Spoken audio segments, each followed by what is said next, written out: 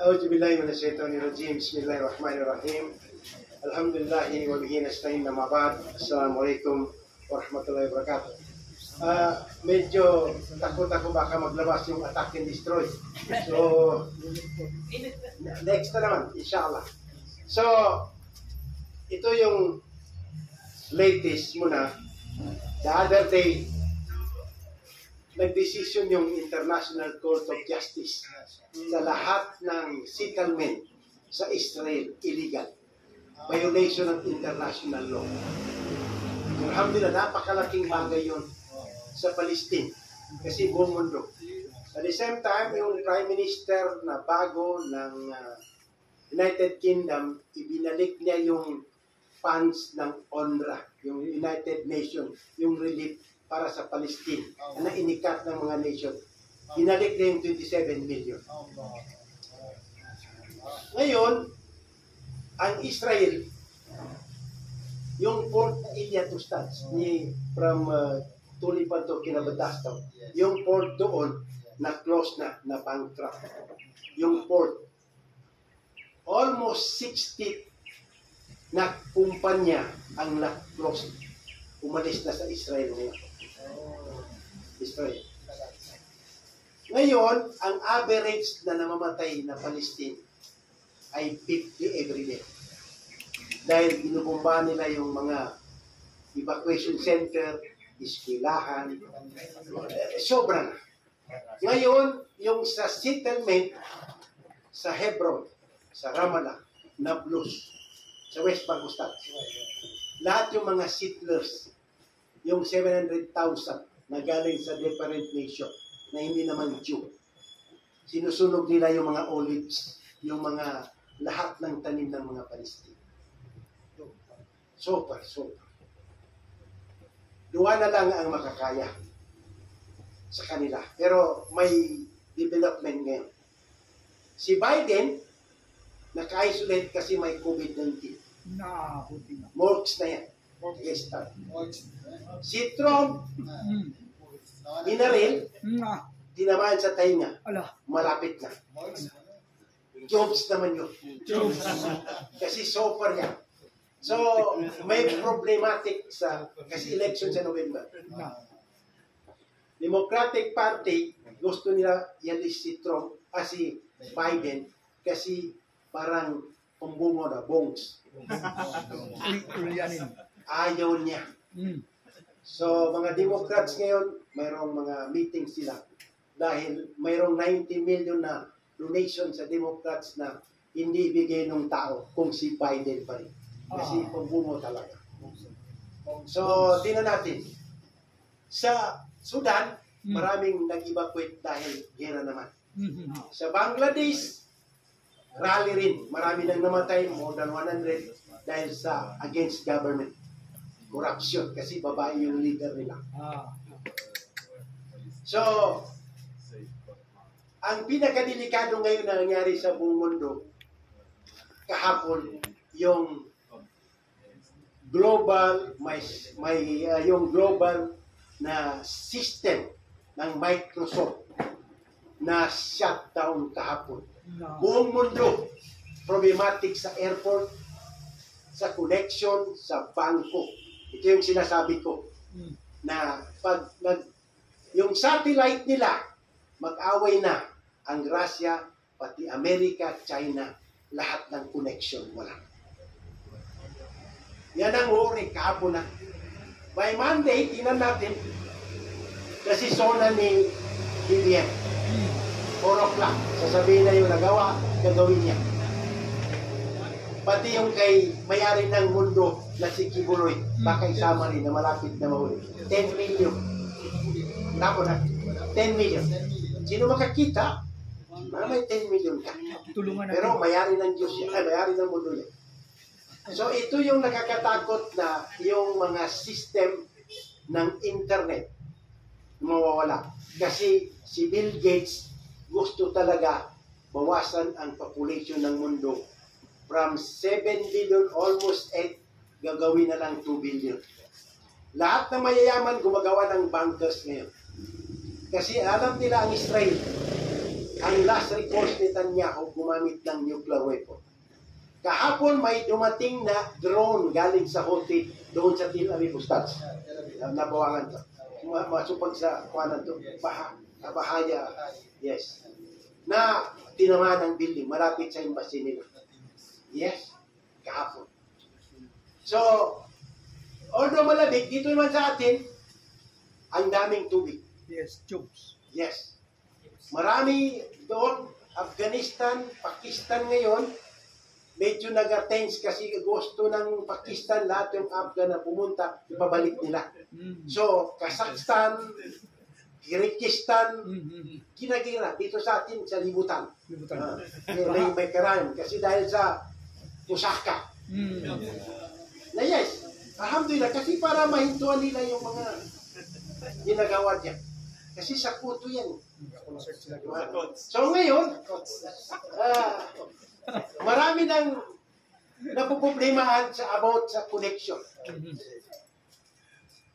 Na, ngunit, pag mahina yung iman mo, wala kang problema. Pag lobat yung cellphone mo, problematic ka. So anong nangyayari ngayon? Dahil sa ginagawa natin, maraming mga fitna. Nabasa ko yung sa Suratul Anfal while pupunta ko, na yun ang warning na Allah, na yung wattaku fitnatan la tujibanna alladhina minkum kasha. Mabuti kung halimbawa, tayo na walang kasalanan. Halimbawa lang. Sabi ng Ustaz, yan lang, kasaan ko. Tubig magkanyan. Hindi, tuloy-tuloy. Tingnan mo sa lahat ng mga lugar. Hindi magsabi na ganito-ganito, subhanallah. So dapat isip-isip tayo ngayon. Dahil tingnan mo ang nangyari ngayon, mga lahat ng signs nandito na. Lahat ng signs. Katulad ng napuntaan namin yung start yung sabi namin na re-repeat. Kasi Islam, dinon na siya. Reminders. Kasi maraming natutulog eh. Maraming natutulog ngayon. Alam nila, ganun pa rin. Pagalitan nila ang mga ulama, bago naman na yan. Bago naman. Hanggang sa nagabida sila. Birthday, pinalitan ng 8 milad. Yung 8 milad, inalis naman +1. Sa sunod naman, no more 1. Aywan ko. Hanggang mamatay na lang sila. Subhanallah. Nawan. Subhanallah. So, dapat ganito. Alhamdulillah, kahit kukunin tayo ng Allah, nasa time na naniniwala tayo sa Allah subhanahu wa ta'ala. Kasi nandun ang permanente. Temporary lang ito. Imagine, no? Ibang lugar, sobrang ulan. Yung ibang lugar, walang ulan. May heat wave. Sa Saudi, mainit masyado. So marami natatakot. Katulad yung nagawa. Re-repeat ko.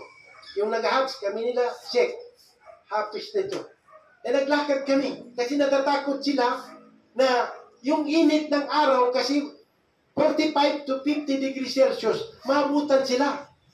Pero sabi ko sa mga diyaman namin, hindi nyo iniisip na sa kabilang buhay, yung araw na yan, above your head, sabi ng Prophet Muhammad sallallahu alaihi wasallam. Anong measurement? Almost 1 mile. Anong 1 mile? 1.6 kilometers. So, nasa baba yan. Ngayon, yung araw na kinatatakutan nyo now is 146.6 million kilometers. Wala sa kalingkingan na anong cover sa'yo doon. Binanggit nila itong sa Muharram, yung sadaka, zakat. Yan ang mga prevention. Yung mga hindi boxer, mga limo, yung may pera, doon po, saan namin ibibigay yung mga sadaka namin? Marami dito PMT. PMT. No, si ako, Pandita Monitoring Team. Dito lang kami. PMT. Well, don't worry. Marami dito. Yung hindi nagbibigay, wala. So, yes. Alhamdulillah. So, yun. Habang nabubuhay, gawin natin. Especially sa mga edad natin, pati mga Meron kaming kaibigan ngayon nasa ICU. Yes, now. Bago ko ito sa kataw, nasa ICU rin hanggang ngayon. Pero alhamdulillah. Pero buti ka nag-aaral yun, sa Jamia. Ang problema yung hindi nag-aaral. Kahit Sabado, maraming reason. Hindi ko na nakikita si Kagawad. Wala na, kaya may meeting. Si Kagawad. Wala na. Nandun sa bugas. Doon sa So, alhamdulillah. So, yun ang atin. Habang may panahon, mag-aral tayo, konti-konti. Ito marami. Sa Saudi Arabia, nagigising sila. Yes, hanggang ngayon. Inaantok sila. Kahit natutulog sila madaling araw, hinihintay nila ito. Para makakuha lang ng kahit itang hadith. Kasi what for din? Nakuha mo yung buong mundo. Ikaw, abogado ka, attorney ka, doktor ka. Pero susunugin ka sa kabilang buhay. What for? What is the point? Sandali lang ito. Ito mundo. Ito.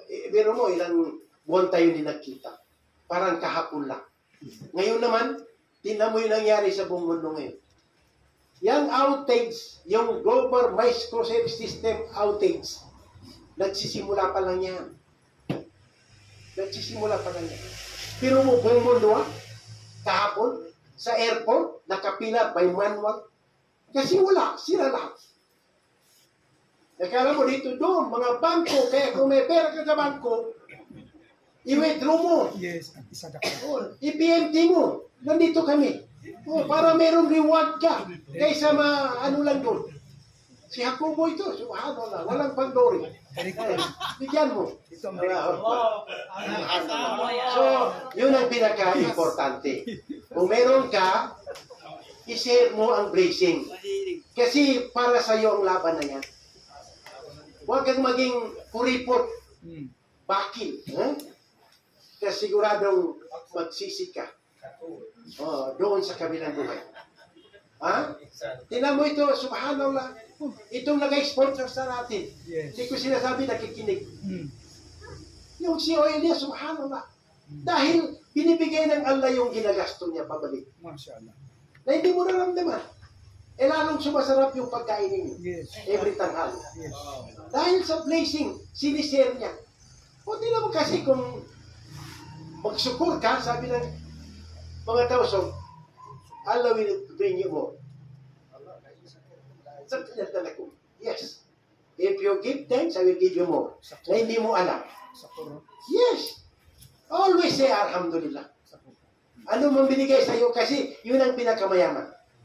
Sabi ng Prophet Muhammad SAW, ang pinakamayaman na tao, yung whatever na binigay sa kanya, contented. Alhamdulillah. Yun ang pinakamayaman. Hindi yung si Elon Musk, meron siyang $178 billion. Saan niya pag namatay madala na? No. Yun ang mga problematic sila. Dahil sa yung microscope pa, si Bill Gates na yan. Na ginagawa nila yan dahil they want to control. Pero hindi lang natin maramdaman. Ngayon election sila, nagagaya na sa atin ngayon. Binabarilan kapwa. Ito, malapit na tayo. October, hindi pa October, marami na. Subhanallah. Yan ang problema. This time, kasi yung mindset ng tao iba na. Hindi na, kaya sabi ni Adams, na isa dyan, yung government institute for the welfare, protection, and happiness of the people. Hindi for the self-interest of individual. Kasi yun ang nangyari ngayon eh. O ngayon, mga tao ngayon. Dapat yung gobyerno yan, automatic na magbigay. Sa ibang countries, ganun sila. Bigay kagad. Sa atin dito lang. Sa atin, hintayin pa muna yung pan. Buto ako na makagharap yung buto ron. Kasi iba eh. Iba sila. Kasi ano yung, saan yung leadership? Ang leadership sa Islam, napakaganda. So yun ang gagawin natin. Katulad natin, alhamdulillah, every Saturday na ito, kahit pa konti-konti, marami tayong natutunan. I myself, ako mismo. Kaya, kung meron kayong mga anak, kasi the next, paaralin nyo. Huwag kami maniwala na Kasi kung English, automatic magtatrabaho. Ilang milyon ang walang trabaho na nag-Greek order ngayon. Correct. Kaya yung mga ustads ngayon, alhamdulillah, mamatay ka kahit hindi ka nakatrabaho. Paraiso ka naman eh. Kaya yun ang ginagawa ko. Ako hindi na ako nag-aral. Pero yung anak ko, katulad na, alhamdulillah, anak ni Ustad doon sa una. Ang una lang pala, wala pala niya. So, alhamdulillah, yes. Alhamdulillah. Ako na lang hinihintay nila. Hindi kayo nagkaroon ng ulit. Ano, panata na kayo mo. Alhamdulillah, maganda. Alhamdulillah. Ito yung dapat na kaingitan. Yung kaingitan ng tao na, yung mga taong natuto sa Islam, tinuturo nila, tapos ginagawa nila yung tinuturo. Ha? Yun ang pinakamaganda. At ang pinakamaganda, dumating na yung attack and destroy. So, sa sunod naman, inshallah, at least yung iba, idaan-daan natin para maintindihan. So, don't worry, be happy always. Ha? Anong bigay sa atin ng Allah? Magpasalamat tayo always alhamdulillah. Kasi lahat ito galing sa Allah subhanahu wa ta'ala. Sa muli, salamat sa lahat na nakikinig. Huwag kayo mag-alala. Every time na mayroon kaming kaalaman sa Islam, ibabahagi namin. Huwag lang kayo magsawa. So, inshallah, see you naman sa next lecture. Inshallah. Subhanaka wa bihamdik. Astaghfiruka wa atubu ilayk. Assalamualaikum. Masyaallah, masyaallah. Sukran. Maraming tips na dumating sa atin ngayon. Hindi lang sa atin, ha? Tulad ng sinabi ko sa